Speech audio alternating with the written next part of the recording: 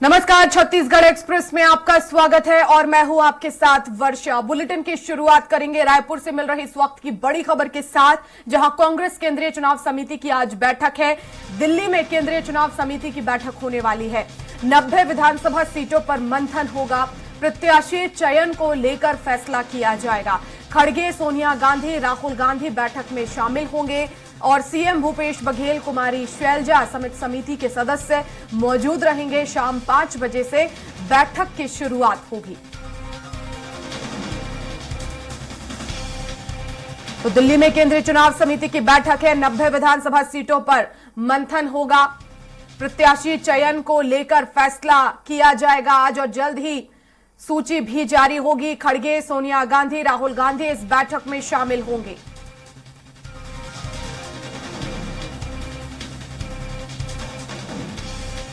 और इसी खबर पर ज्यादा जानकारी के लिए संवाददाता हेमंत शर्मा हमारे साथ रायपुर से लाइव जुड़ गए हैं। हेमंत, आज केंद्रीय चुनाव समिति की बैठक है और तमाम दिग्गज इसमें शामिल होंगे। क्या माना जाए, आज सूची को अंतिम रूप दिया जाएगा?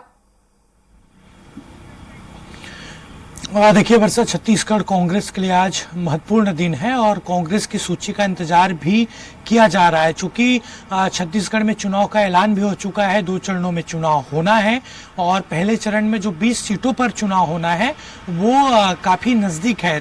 7 नवंबर को वहाँ पर चुनाव होना है और आज केंद्रीय चुनाव समिति की बैठक शाम 5 बजे से दिल्ली के AICC मुख्यालय में आयोजित होगी। इसमें प्रमुख तौर पर सोनिया गांधी, राहुल गांधी, मल्लिकार्जुन खड़गे के अलावा छत्तीसगढ़ से मुख्यमंत्री भूपेश बघेल, उप मुख्यमंत्री TS सिंहदेव, चूंकि TS सिंहदेव केंद्रीय चुनाव समिति के सदस्य भी हैं तो उस बैठक में शामिल होंगे। दीपक बैज कल ही रवाना हो गए थे, जो प्रदेश कांग्रेस कमेटी के अध्यक्ष हैं दिल्ली के लिए, और वो इस बैठक में मौजूद रहेंगे। केंद्रीय चुनाव समिति के पहले 2 दिन तक प्रदेश चुनाव समिति फिर स्क्रीनिंग समिति की बैठक हुई थी। उन बैठकों में सिंगल नाम तय किए गए थे। जो पैनल आया था अलग अलग जगहों से, उन नामों को शॉर्ट लिस्ट किया गया था और सिंगल नाम तय किया गया था स्क्रीनिंग कमेटी और प्रदेश चुनाव समिति की बैठक में। और उन नामों को लेकर आज चर्चा केंद्रीय चुनाव समिति की बैठक में होगी और प्रमुख तौर पर पहले चरण की 20 सीटों को टारगेट किया जाएगा। उस 20 सीटों को लेकर चर्चा होगी और संभवतः ये माना जा रहा है कि आज रात तक या कल सुबह तक उस 20 सीटों को लेकर नाम घोषित कर दिया जाएगा। उसमें बस्तर की 12 सीटें हैं और राजनांदगांव लोकसभा की 8 सीटें हैं, जो काफी महत्वपूर्ण हैं। और बस्तर की जो 12 की 12 सीटें हैं वो अभी फिलहाल कांग्रेस के लिए है। तो चुनौती कांग्रेस के लिए यही होगी कि उन इलाकों में फिर से बेहतर उम्मीदवार दिया जा सके। जिस तरीके से खबरें भी आ रही थी कि कई बस्तर के विधायकों के खिलाफ एंटी इनकम्बेंसी है, सक्रिय वो नहीं रहते, उनको लेकर नाराजगी है।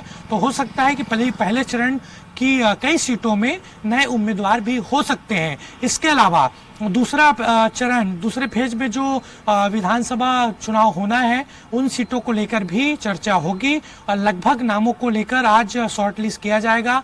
नाम लगभग तैयार कर लिए जाएंगे और ये कहा जा रहा है, और कल PCC अध्यक्ष दीपक बैज ने ये कहा था स्पष्ट तौर पर कि पहले चरण के साथ साथ दूसरे चरण की भी अधिकतर सीटों को लेकर नाम का ऐलान केंद्रीय चुनाव समिति की बैठक के बाद हो जाएगा। बहुत संभव है हेमंत की जिस तरह से पहली सूची अगर 2 से 3 दिन में जारी हो जाती है तो ऐसे में जो दूसरी सूची होगी उसमें भी जहां तक लगता है कि ज्यादा समय नहीं रहेगा, क्योंकि चुनाव नजदीक है। इस बार चुनाव आयोग की तरफ से ज्यादा समय भी नहीं दिया गया है तैयारी के लिए और ऐसे में हालांकि कांग्रेस की तरफ से पहले तैयारी की जा रही है, लेकिन बैक टू बैक हमें ये दोनों सूची देखने को मिल सकती है।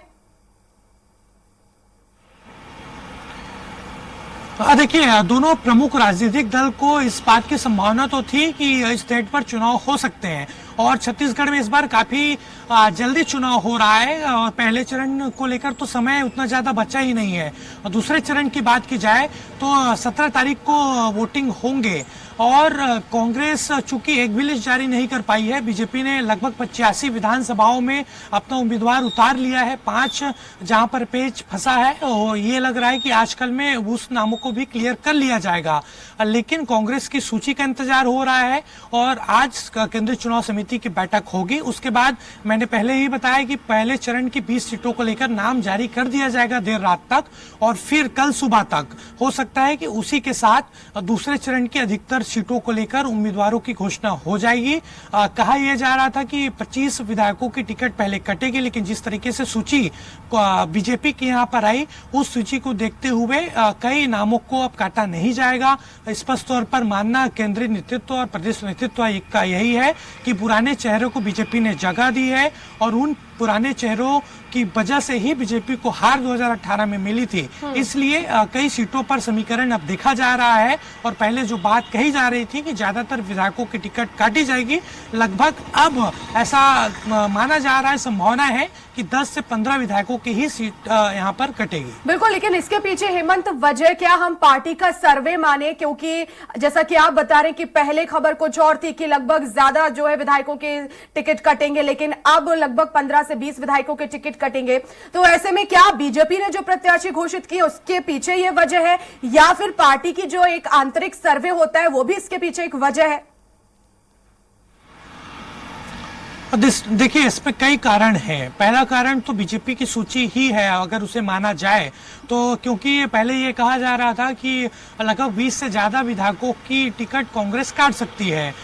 उसके बाद एक तरीके से हिंट कांग्रेस की ओर से दिया गया और एक तरीके से जिक्र भी किया गया बड़े नेताओं के द्वारा कि जो बीजेपी की सूची आई है उसमें अधिकतर पुराने चेहरे हैं और इसीलिए कई विधायकों की टिकट अब नहीं काटी जाएगी। लेकिन पार्टी के सर्वे होते हैं, पार्टी के अलग अलग सूत्र होते हैं, वहां पर सर्वे कराया गया था और न सिर्फ यहाँ प्रदेश नेतृत्व का सर्वे, बल्कि राहुल गांधी की टीम खुद सर्वे कर चुकी है सभी 90 विधानसभाओं में और हो सकता है कि कुछ परिवर्तन इस बार के इस सूची में देखने को मिले। और क्योंकि बीजेपी की तरफ से 2 सूची जारी कर दी गई है और ऐसे में अब क्या माना जाए, लगातार कांग्रेस ने मंथन किया और पहले जो बीजेपी की तरफ से सूची जारी की गई उससे कांग्रेस की राह आसान नजर आती है प्रत्याशी चयन को लेकर, या कहीं ना कहीं और ज्यादा मुश्किल में डाल दिया है कांग्रेस को? पार्टी के अंदर खाने आखिर किस तरह की हलचल इस बीजेपी की सूची को लेकर? देखिए, करीब अगस्त के महीने में या 2 महीना पहले बीजेपी ने 21 प्रत्याशियों की घोषणा की थी और उस सूची को लेकर ये कहा जा रहा था न सिर्फ राजनेताओं के द्वारा बल्कि आम लोग और खासतौर पर राजनीति से जुड़े लोग जो विशेषज्ञ हैं वो भी कह रहे थे कि काफी अच्छी सूची बीजेपी ने जारी की है 21 उम्मीदवारों की और 21 सीटें ऐसी थी जहां पर बीजेपी को पिछले बार हार मिली थी। लेकिन दूसरी सूची आने में विलंब हुआ, सूची वायरल भी हो गई, उसके बाद अधिकृत सूची पार्टी की ओर से जारी की गई। लेकिन जो संभावित सूची वायरल हुई थी लगभग वही नाम अधिकृत सूची में भी सामने आए थे और एक तरीके से बहुत सारे राजनीति के पंडितों ने भी यही कहा है कि पुराने चेहरों को जगह दे दी गई है, जो जिनको 2018 में हार मिली थी, जैसे बिलासपुर से अमर अग्रवाल, भिलाई से प्रेम प्रकाश पांडे, इन लोगों को वहां से टिकट मिली तो कई जगहों से विरोध की भी खबर आई। लेकिन जो सूची आई है दूसरी सूची, उसको लेकर कांग्रेस उतनी ज्यादा चिंतित नहीं है और इसीलिए मैंने कहा कि जो ज्यादा विधायकों की टिकट काटने वाली थी कांग्रेस, वो अब फैसला ले रही है। हालांकि तो कांग्रेस की अपनी एक अलग तैयारी है हेमंत, और आज बैठक भी होने वाली है महत्वपूर्ण। अब देखना होगा कि पहली और दूसरी सूची जो है आखिर कब कांग्रेस जारी करेगी, किन बड़े नामों का ऐलान यहां पर होगा, ये देखने वाली बात होगी। बहुत शुक्रिया हेमंत तमाम जानकारी के लिए।